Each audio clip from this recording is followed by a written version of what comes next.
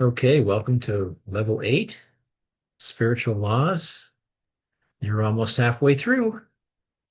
So let's go ahead and go into a short meditation and then we'll go with today's topic.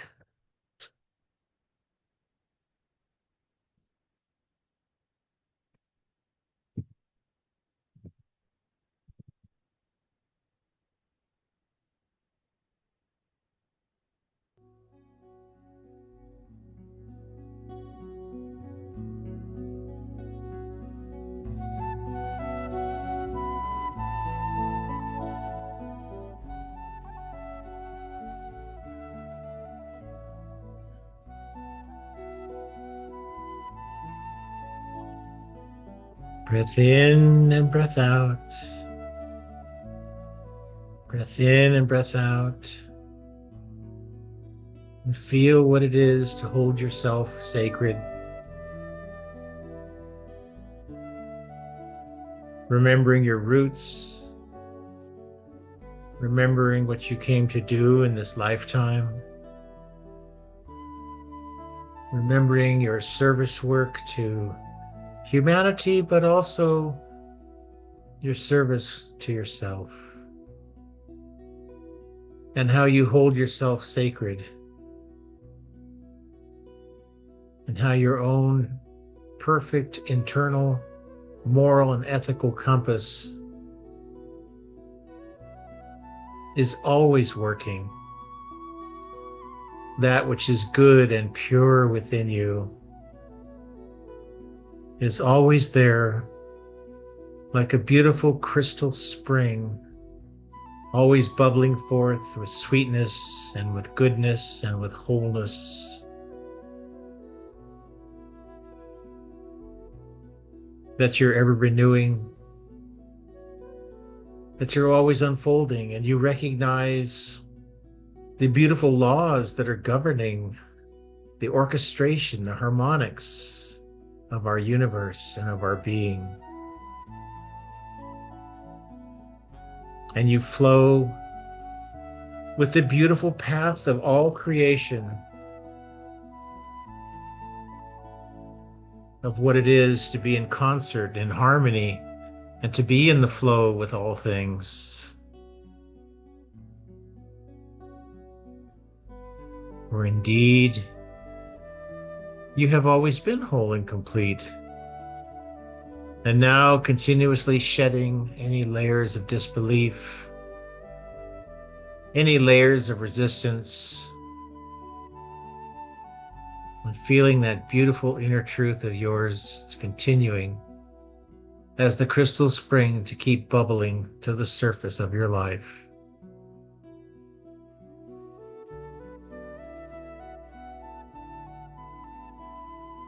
It is so beautiful, so loving, so kind.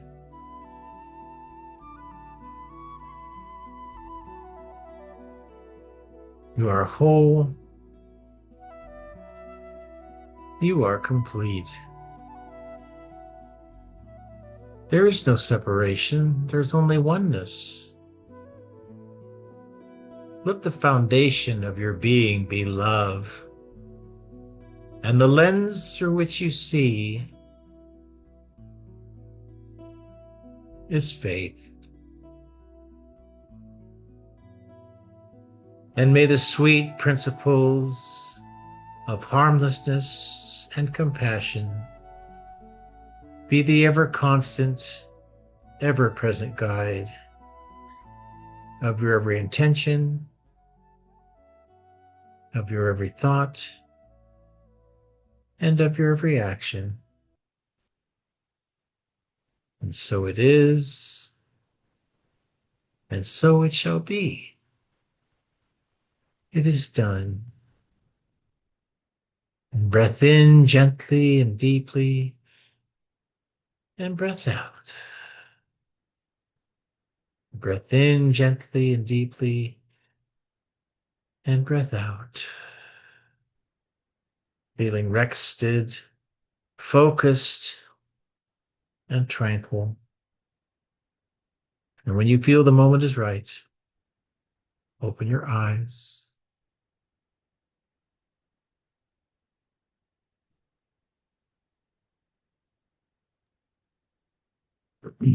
Thank you, Dr. J. Thank you.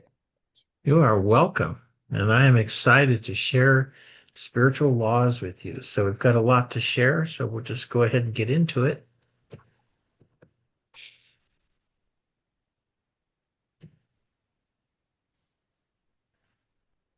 Oh, of course, you know the individual does not exist, but after a while you just say, I'm just so freaking enlightened.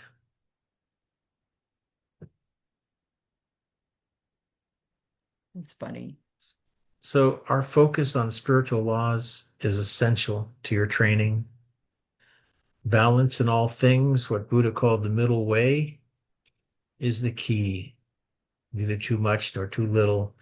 Learn the spiritual laws governing the intersection between metaphysics and physics.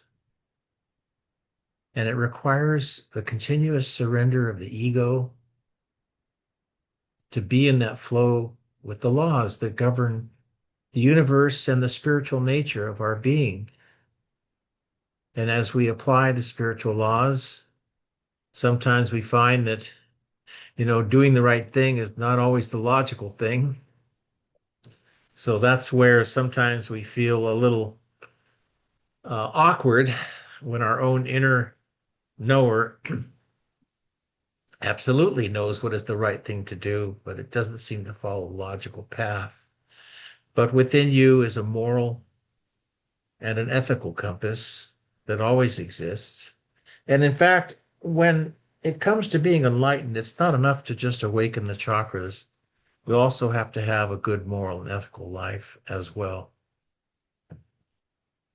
So the Buddhist scriptures have a passage that says, if you find an inner truth more truthful than these writings, follow that. Mm. Can you imagine? So Pakal was the avatar of the Mayans in Palenque, which is in one of the southern provinces of Mexico. And he was buried with 400 pieces of jade. And in his right hand was a cube of jade, and in his left hand was a sphere, a round ball of jade. Mm. And people would say, well, what does that mean? So Mayans were very much attuned to the development of the real human being. In fact, when you look at these jade straws that look like they're coming out of his ears, it means he could listen to spirit and to the Akashic records. So when you're born, you're a lot like the cube in the right hand. You have edges, you have corners. And in life, as you polish your cube, you reveal the sphere, the perfectly round sphere that has no edges. And one of the secrets of this beautiful fact of life is that the sphere is always within the cube. It is only revealed when you polish the edges. And the right hand is the manifestation, the assertion, the progression. But the left hand is the nurturing, the feminine, the receiving, the allowing, the vulnerability to the truth of your spiritual being.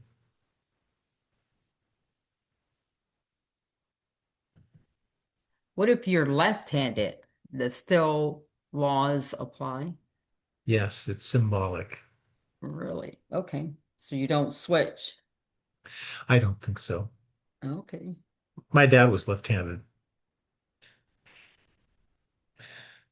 So I think it was in the 70s, this book came out called The Law of One. It was a group of people who were channeling a group of beings who no longer had the need for a physical body, but had um, a manifestation of teachings. So there were 5 books obtained intuitively in the 80s, 106 dialogues between Dr. John Elkins, a physics professor, and his assistant, Carla Ruckert. Hmm. And It was a large group of people who were once Earth humans who had merged into a single consciousness. And this and other angelic groups assisted in the creation of the major world religions according to the law of one. So in section 1.6, it says, you are everything, every being, every emotion, every event, every situation. You are unity, you are infinity, you are love, light, light, love. You are. This is the law of one. So, best of all, quote, this is a quote, best of all, in law of one terms, when you heal someone else, you don't have to give up any of your own biophotons. You can act like a lens of light for universal energy to flow through you. 66.10 in the book says the healer does not heal. The crystallized healer is a channel for intelligent energy, which offers an opportunity to an entity, that's a human being, that it might heal itself. This is also true of the more conventional healers of your culture. If these healers could but fully realize that they are responsible only for offering the opportunity of healing and not for the healing, many of these entities would feel an enormous load of misconceived responsibility fall from them.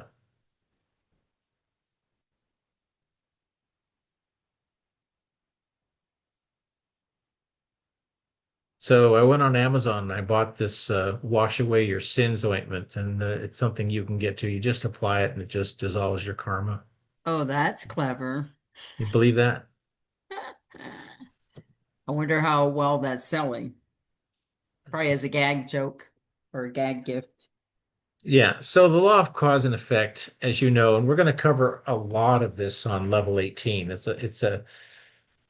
really a 2 day level. There's a lot to know, but basically the Hermetic principle, one of them is as above, so below. But karma is an ignorance that the oneness exists. And as long as we continue to be deluded by only this material dimension, we are determined to continue to live in it. And karma has many forms. There's parental karma, familial karma. And remember, I told you these are the two strongest karmas that there are. Hmm. There's city karma, there's the karma of the land. There is national karma, which would be your patriotism to your country. There's even the karma of Earth and the galaxy and the universe.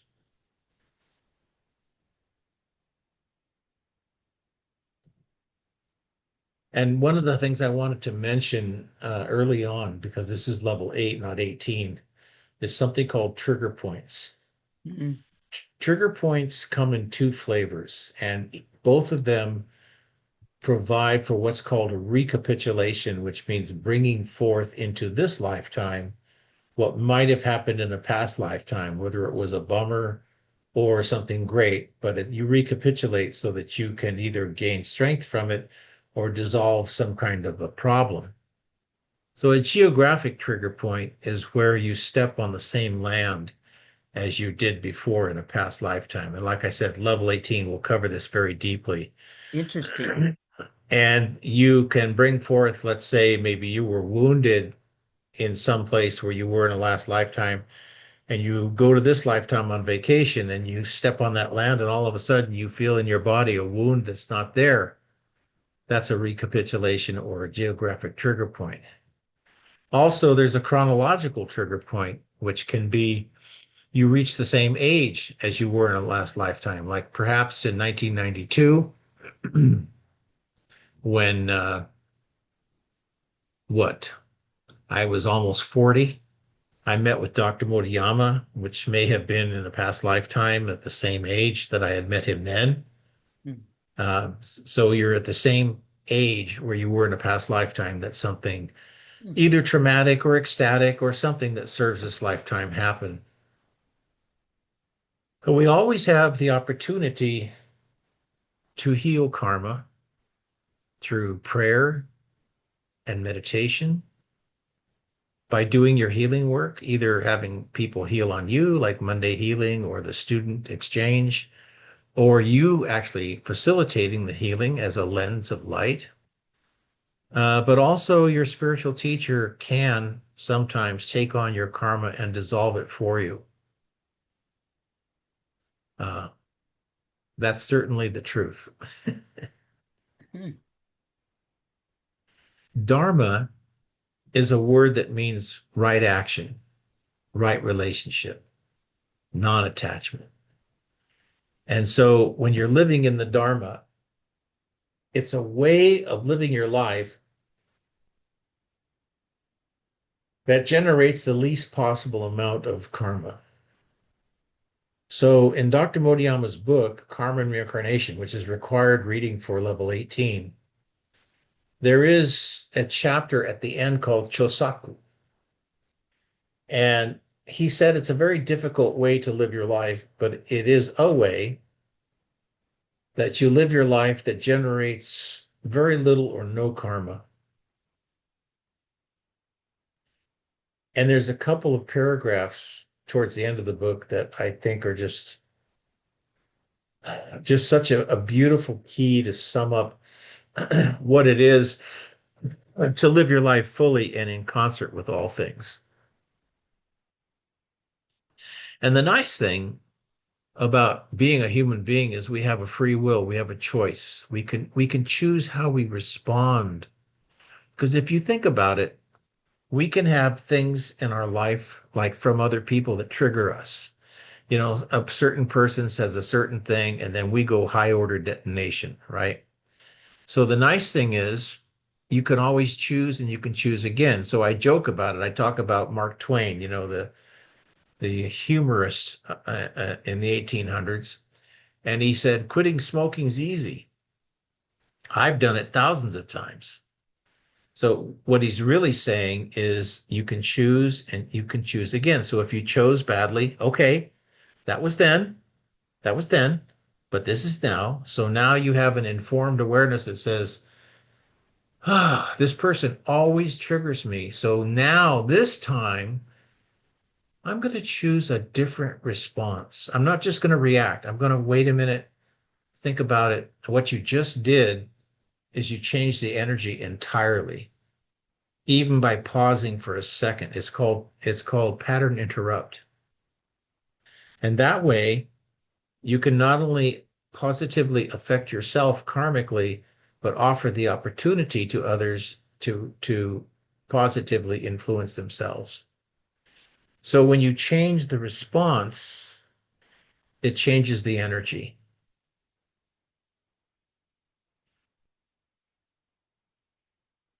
Questions so far?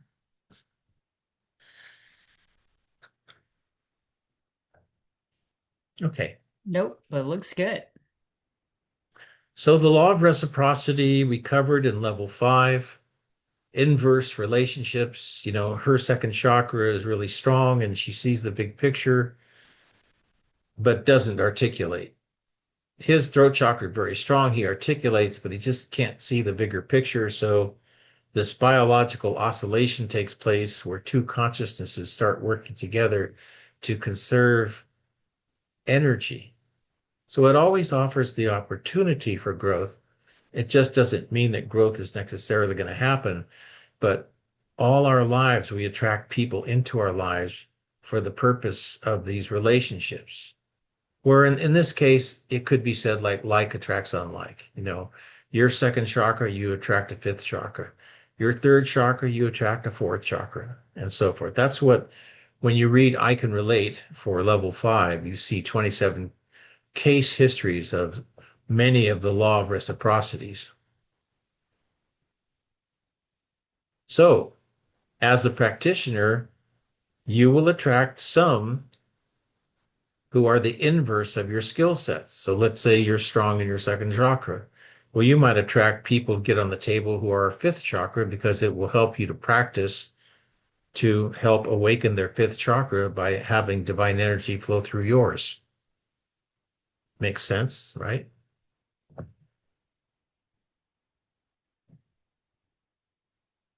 Representation through relationship. We knew this in level 5 too, where like attracts like. And when you look at this image on the screen, it doesn't have to be same chakra attracts same chakra. It could be any combination. But basically, you take a psychic relationship to someone who can overshadow you in a positive way. You know, you're a golfer, but you're just getting started. So you start hanging out with really good golfers. And just by hanging out with them, you pick up so many great tips and techniques to improve your game. So spiritually, when you choose teachers, like if I choose Dr. Moriyama and his beingness overshadows me, so I take a psychic relationship to what he chose to represent because we're both focusing on the spiritual aspect of our lives.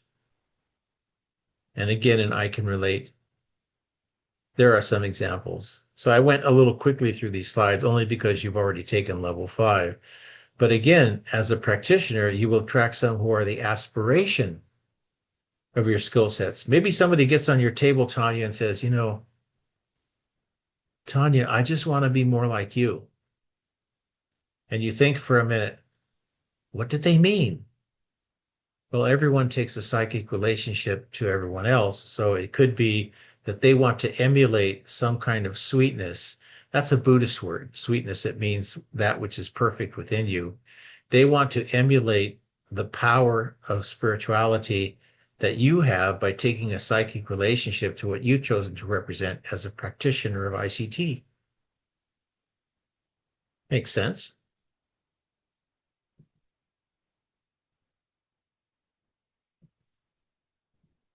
So you take a psychic relationship to the Dalai Lama, who is the 14th reincarnation of himself, and he'll tell you he's the same person 14 times because the strongest ability to dissolve karma is in the physical dimension. So if he reincarnates again to come back to Earth to help those who suffer, and we say, oh, I really like the Dalai Lama, or I really want to connect with him, what you're really doing is taking a psychic relationship to what he's chosen to represent. And then the Buddhaic overshadowing occurs, and you improve simply because you're aligning with what he represents. He's kind of like a big spiritual battery. So that can happen to you too. As you are now a practitioner, people will take a psychic relationship to you because of what you've chosen to represent as a facilitator of healing through the chakra system.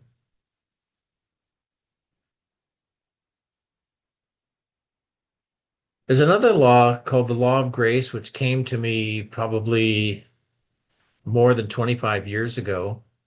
And I realized that some people incarnate and some of their karma has just been forgiven. Like you come into this lifetime and some of the karma was just wiped off, gone.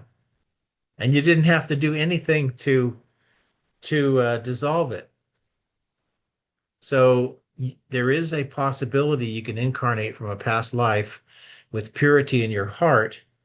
So the good news is some karma is forgiven without effort. The bad news is sometimes we feel badly that we didn't do enough, that it's not fair that we should be treated so well. I mean, it makes no sense, but sometimes we do feel that way. So the idea is for you to accept the purity, avoid self-sabotage because of perceived lack of effort. It's like being given a gift and then you say, I didn't deserve this. Well, maybe somebody just wanted you to have it. You know, the greatest gift you can give to someone is to allow them to give something to you. Yeah, this one is a hard one. Mhm. So I don't know if this is written down anywhere, Tanya. It's something I came up with years ago, but Mhm. I've seen this once in a while in my spiritual consultations in people. Maybe this is what was happening with this woman who I had a session with. She lives in Glasgow, England.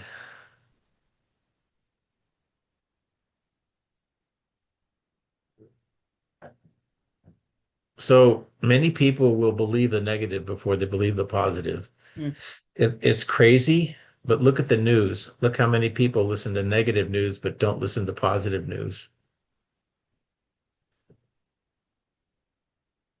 Also, there's another law called the law of symmetry, which is related to the heart chakra.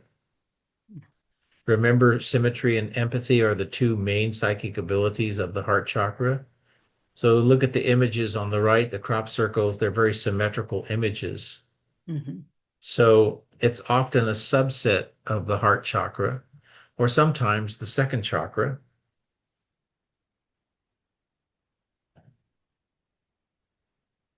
And love, of course, is the most perfect symmetry that there is. Years ago on television, when it was black and white, was a show called I Love Lucy, Oh, I and they remember would ha- that. and they would have a big heart, as they started playing the introduction song. Hmm. But that heart is really two golden mean spirals back to back. Mm. So the universe is a hologram, but there is always a flow to be in symmetry. So human beings have this unique quality to screw all that up, Yeah. you know, and that's what we have to unlearn. So in the law of symmetry, as you see down in the lower right hand corner of your screen, these two golden mean spirals back to back create this beautiful heart shape. So there's a loving, unified field geometry. All we have to do is surrender to it, but it's not whether it exists. And so the quanta of consciousness is recursion. Recursion means no matter how much you zoom in, no matter how much you zoom out, the the effect is the same, just like the golden mean spiral is in effect at the molecular level as it is at the galactic level. That's what recursion is.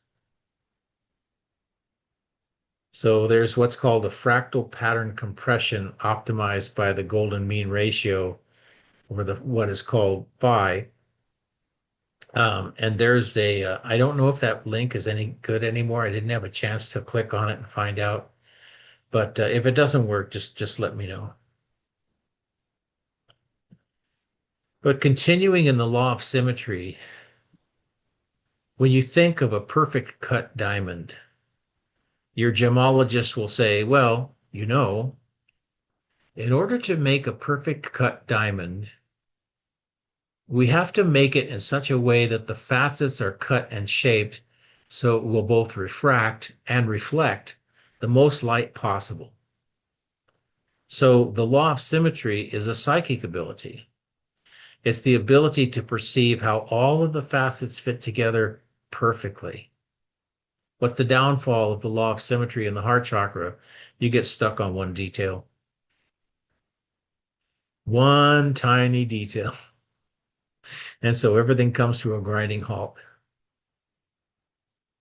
But this beautiful law of symmetry, I've noticed, is very active in our heart chakras. So we're always looking for and searching for how a thing, a person, a place can fit together all of the facets of their being perfectly, which is what you're doing every time you're facilitating a healing on someone, whether it's in person or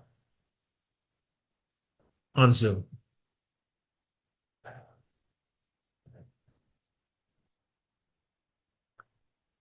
I came up with another law. Let's say you have a 5-year-old and they have no shelving in their bedroom. So you run down to IKEA and you buy a single shelf. What's the probability that in a week or two that shelf will be full of stuff? Highly probable. Okay, so let's say you run back down to IKEA and you put in 3 more shelves. What's the probability over time all 4 shelves will be full of stuff? Pretty quickly. So it doesn't matter how many shelves you put in. So the idea is the universe will fill the space proportional to the space that you open. So if Mhm. you want great love in your life, You have to open your heart to receive it. You have to be vulnerable. If you want to be a great healer, you have to be vulnerable to your healing power, but not whether you're powerful. So the universe will come and fill that in if you're vulnerable to it. It doesn't matter how many shelves you add. You could put 10 shelves in your child's room, and over time, what would happen? They're gonna be Right? full. Mm-hmm. So to be in balance sometimes means taking a shelf away when you got too much in your life. Both Michelle and I tend to have too many things, and we have to keep whittling it down.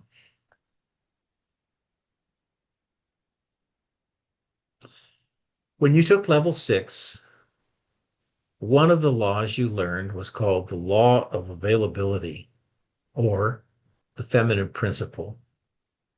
And it had to do with using the power of the will, because will means action. Will doesn't mean thinking about it. Will means doing something. So the feminine principle is using the power of the will to allow power to come forth, but not whether you have power. So only you can allow yourself to be powerful, to surrender to the power you already are. That's not pretty words. It's not cliche.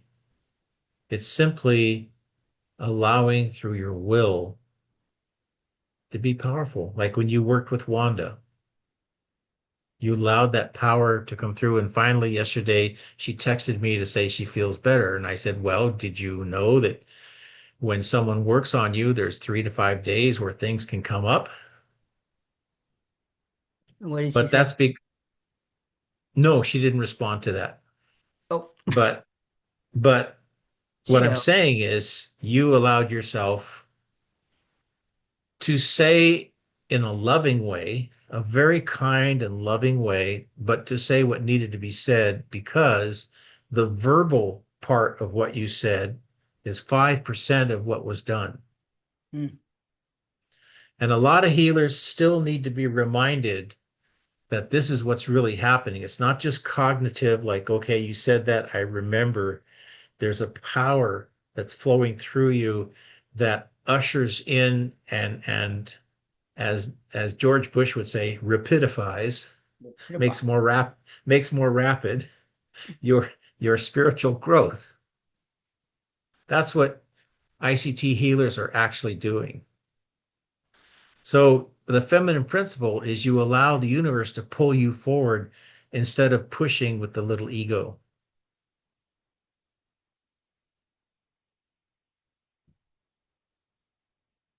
The law of desire and will, another one that I came up with. There's many spiritual laws. I'm just talking about the ones that are the most relevant to ICT practitioners. So desire is the higher self, not your emotional desire, but the higher self desiring to be God's instrument flowing through to conscious mind. So it doesn't mean emotions. It means availability through action, using the will to surrender to higher purpose by opening your heart.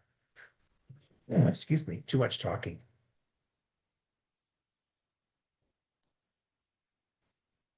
Never, Tanya, never in my life did I ever think in these last 15, 20 years I would talk as much as I'm talking.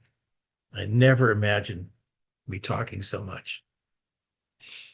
So this is a really cool one, which I think because you're such an earth mother, you are so much of earth, right? I think you're really going to dig this. Geomancy is interpreted as earth love. Geomancy means earth love and right relationship. So earth is crisscrossed with ley lines, Ley, ley lines. These are grid lines that cover the earth. Think meridians of the body. Same thing. Energy channels. Can't hear you. Yeah, I'm familiar because I've seen these lines. I've seen this. But anyway, go ahead. Okay. Excellent. So aligning with the etheric astral field of the energy body of Earth and the planetary logos. Okay, what did I just say? Earth is a being, not a rocky planet with water. It's an actual being. There's a book that I have somewhere on my bookshelf from 1997, and it says there are 9 paths that you can take after you're done being a human. Hmm. One of them is a planet, and one of them is a star. So Sanat Kumara, there are many Kumaras, but both the Tibetans and the Mayans talk about how these beings come directly from the Pleiades, as Sanat Kumara comes from the Pleiades. But this is aligning your etheric field with Hmm. your mother Earth. That's why you go down to the land of the Maya, and the buildings and everything are aligned to the ley lines. They're aligned to cardinal points of the compass. They're aligned to celestial coordinates, like the ball court at Chichen Itza is aligned to the galactic center rising on December 21st, 2012. So if you live a life of harmlessness and compassion, you're also constantly surrendering to that beautiful flow of the etheric and the astral field to the earth and the planetary logos, your mother earth. So a fellow by the name of Masaru Emoto wrote a book called Messages in Water, and he was a scientific researcher. And his basic premise was, let's say you have a glass of water and you just say, I love you, I love you, I love you, I love you, I love you, right? Well, what he did is he would then freeze the water into what would look like snowflakes. And he'd microscopically look at this frozen water as snowflakes. And the ones that were blessed with lots of love had perfect symmetry. But the ones where they say, I hate you, right? Those had all kinds of weird looks to them. So what he was saying was our intention affects material matter. This is what Dr. Murayama has been saying. So Masaru Emoto had all kinds of examples of, and I'm thinking if I already showed this to you, I'm sorry, but I'm just going to repeat myself. There's a place in Japan where there's this lake Fujiwara, and the researchers asked a monk to pray for the benefit of the lake. So they took 10,000 water samples and they froze them and then looked at the crystals. And before the lake was blessed by prayer, the crystals had, like, weird shapes. But after the lake was blessed, they had these beautiful symmetrical shapes. And then they found one crystal that was gold colored, not like a snowflake, but a gold color, and it had 7 limbs. So they went back to the monk and they said, well, what were you praying about? The monk said, oh, I was praying for the aid of the 7 golden brothers. So, there's so much to that. That's So beautiful. Masaru wrote, we are in perfect health when we are in harmonic resonance with Mother Earth. So the day I met you, you're on the right track with your love of Earth and its ley lines. Also, nature spirits, which we've talked about. There's a governing nature spirit in every area of Earth. But most people, even my new students on day one, they're just simply ignorant, which means just not aware. No one told them that such things exist in the astral dimension. But they work in concert with Mother Earth, just like the Alushas and the leprechauns, the fairies, elf, gnomes, brownies, sprites, pixies, you name it. Those are real. They're just not physically real. So Earth has a grid. There's a wonderful book by David Childress called Anti-Gravity and the World Grid, For some reason, I have two of those books.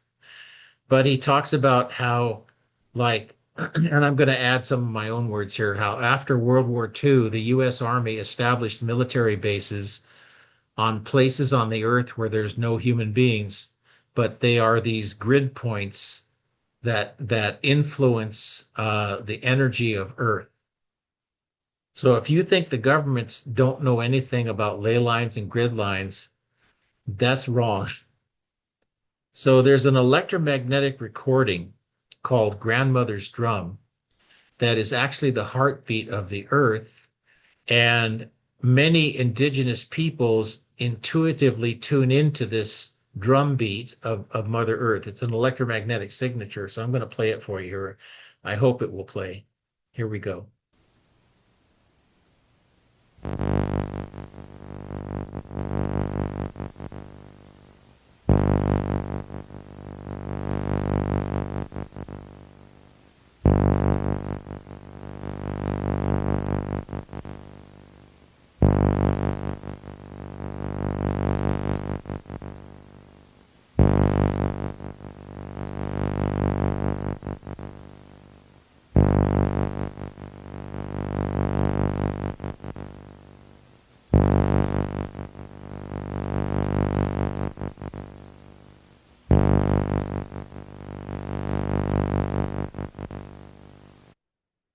Isn't that cool? It's called grandmother's drum. Yeah, that is pretty neat. You can imagine you're an indigenous person and you tune into that intuitively and you start beat the drum in harmony with Mother Earth's heartbeat, aligning you and attuning you to your mother. I thought you'd like that. There's a, let me see if I can,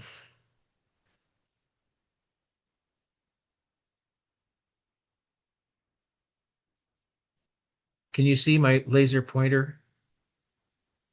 Okay.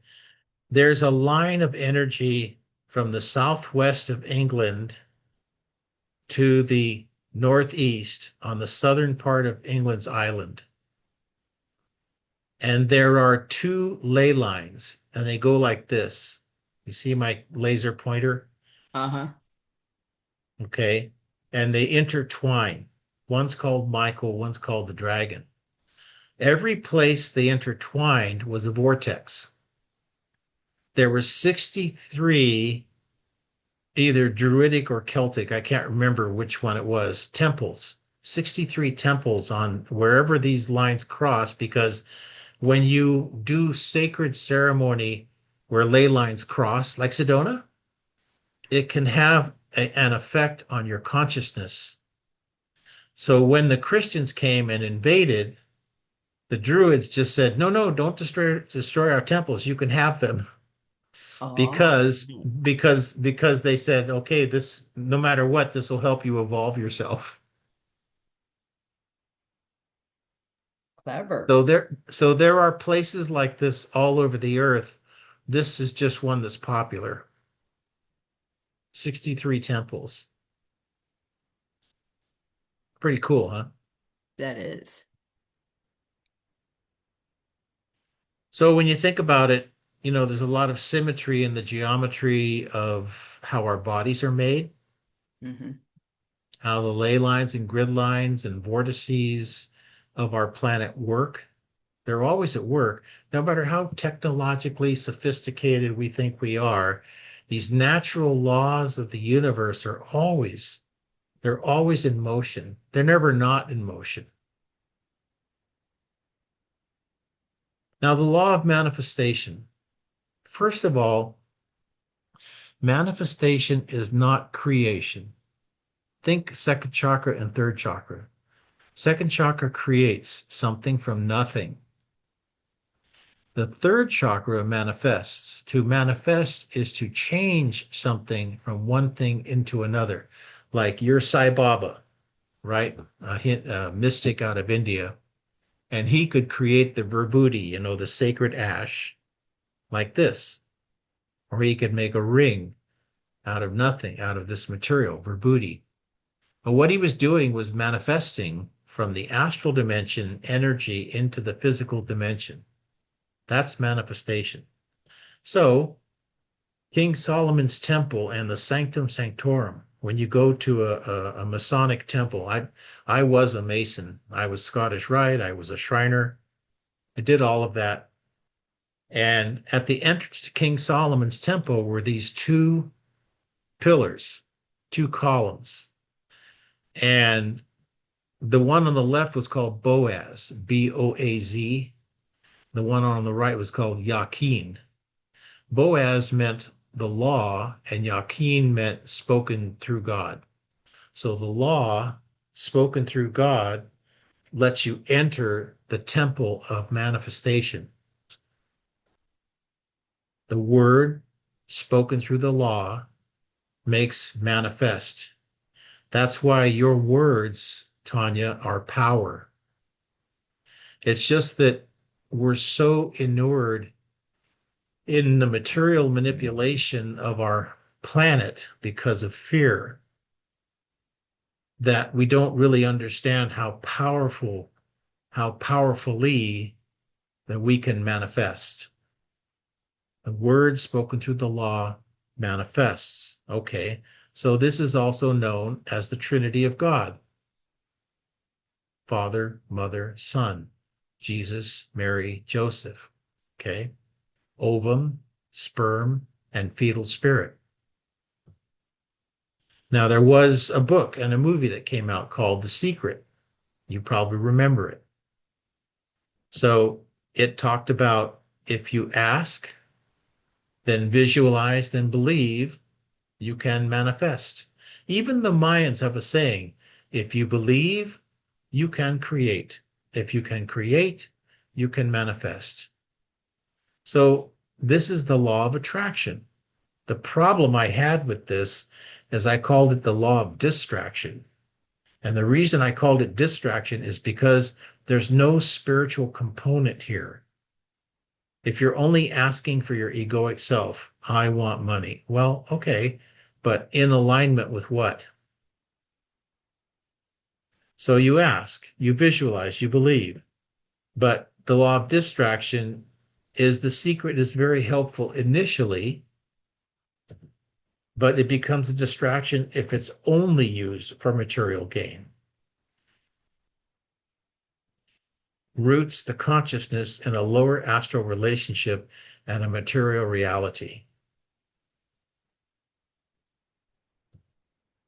There's nothing wrong with material gain if you're following your higher guidance first. Mhm.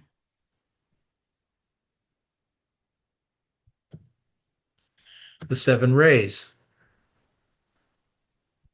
Alice Bailey was a prolific writer, 1880 to 1949. She wrote a series of books. You can always recognize them because they have a dark blue cover with white printing. Hmm. And she would channel this Tibetan by the name of Jwal Khul.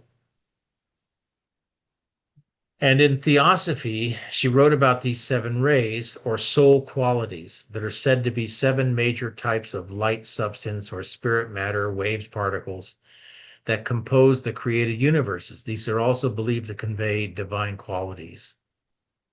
So it's really, really cool, but it's esoteric writing. And when you start getting into esoteric writing, it can be really confusing, like trying to read philosophy. When I first started reading philosophy, I thought, what was the sentence I just read? I don't I have to read it 5 times. I still don't get it.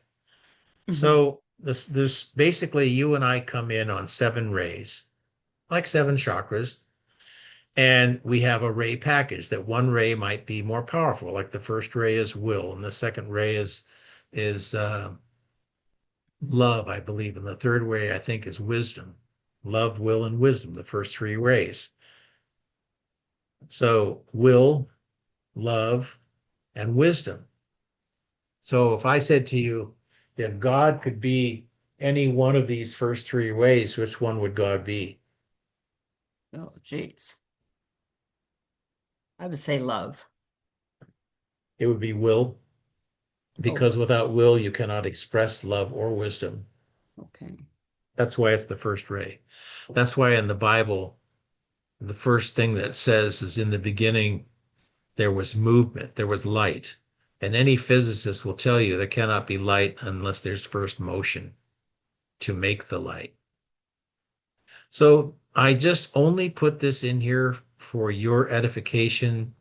It's not something that you have to it's not something you have to learn or to do, but I just thought I'd put this chart in there. If you want to look at it like the first ray, its will or power, its color is blue, the cosmic master is Moira, the residence is Darjeeling, India, the planet is Pluto or Vulcan. It's the second chakra of Vishuddhi. I mean the throat chakra, which is Vishuddhi. I don't know why it says seventh. And then the jewel is the diamond. But again, this is like wine and cheese. You can get into this as deeply as you want.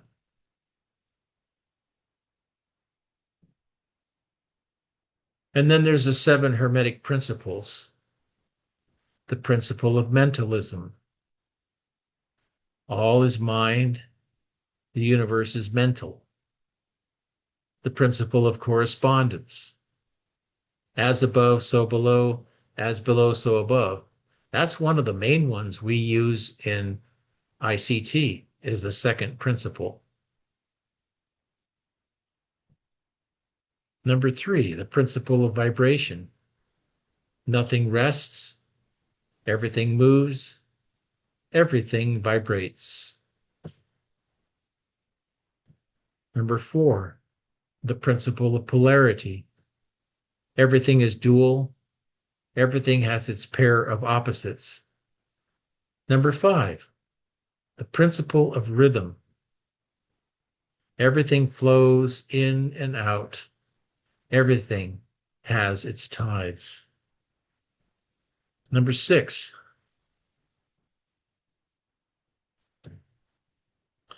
this is another one that we rely heavily on. Principle six is the law of cause and effect, or karma. Every cause has its effect, every effect has its cause. Number seven, the principle of gender. Gender is everything, is in everything. Everything has its masculine, everything, and feminine principles.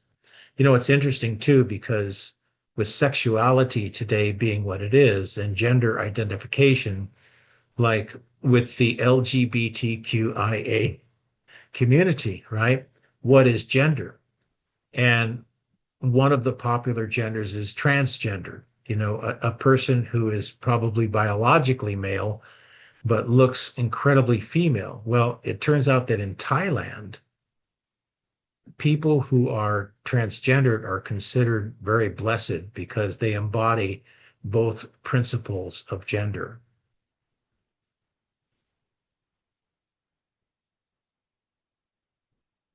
So, in the end, love is our foundation and faith is our lens. And that is the essence of level 8. There's a lot there. We covered a lot in an hour.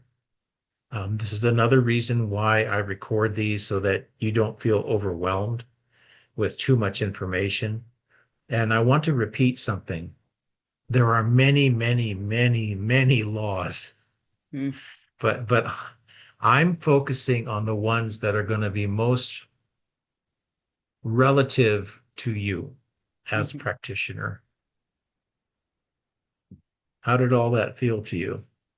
Pretty good. So I wanted to ask you when I'm doing the energy work. Yeah. So what I like to do is try and integrate into the sessions. Mhm. So, I mean, there's a lot to integrate, but Yes. I think like when I'm Yes. listening to Lola or Wanda, uh, a whole bunch of stuff comes up from karma to trigger points, like Lola, definitely trigger points, her mom. She's just really forgetting why she came and getting One lost into. one of the reasons I brought up karma and trigger points and spiritual laws is because by the time you get to level 9 and 10, you're going to really start seeing past lives. It'll Mm. just come. You won't even have to try. It'll just show up, and you'll think, "Oh, okay, I learned a little bit about trigger. Oh, that's why." So then it'll come to your mind like, I understand why Lola. I understand why Wanda. Okay, what's the hard part? You explain it beautifully, and they go, Well, I could tell it helped Lola, but she's accepting, like she can feel the energy. She's very sensitive. Um, "Yeah, but who was I going to tell you? Oh my God, I don't even know why I keep forgetting her name. I'm going to have to, no, Divinity. There Wanda." we go. Oh, Divinity. Divinity. And she's been on a long time I on know. Monday I asked nights. her if she's ever studied with you, and I'm like, you got to come on, Divinity. Because she You know, believes I never it's push coming. it. I just say, whenever you're ready. Hmm. And she told me she's an artist, and so she was sick. Yes. But something happens when I do work with her. It's like I go into some type of trance or something. So I'm like in union with her. Um, yeah, it was interesting. I can't remember the details now about her, but I'm just looking back thinking, okay, how can I integrate these lessons now in helping Sure. them, right? Because as I'm learning, it's fresh. So I'm thinking I should be able to integrate, but integrate anything even from the past, but definitely like a Lola. I'm thinking she's forgotten. But she's full of light. She's got Well, this. she mentioned on Monday that she wanted to come on the next Monday physically, and she was going to try to come this last Monday. Mhm. So that'll be good. That'll be good to see her in person. Maybe, if it's possible for you, to come, that'd be great. So I don't know if I'm going to be in town. My daughter went through, I, it's my daughter. it, She went through no, it's some okay. I mean, I'll take what I can things get. that I don't know if I'm going to even be in town. I'll probably head out. We have an event on Saturday the 15th and then head out on Sunday. So right No, now, you have been such a good student, so that's fine. I don't know about that, but thank you, Dr. J. Thank you. God Well, bless you. I do know about that. Yeah, trying to help my daughter out. But she says, Mom, if you have things to do, don't worry. Because my husband's there now, and thank God he went. But so we were gonna tag team. So, he's a good man, right? Yeah, He is good. yeah. He surprises me um all the Hey, time. okay. All right. So, I'm going to go ahead and turn off the recording because this is level 8.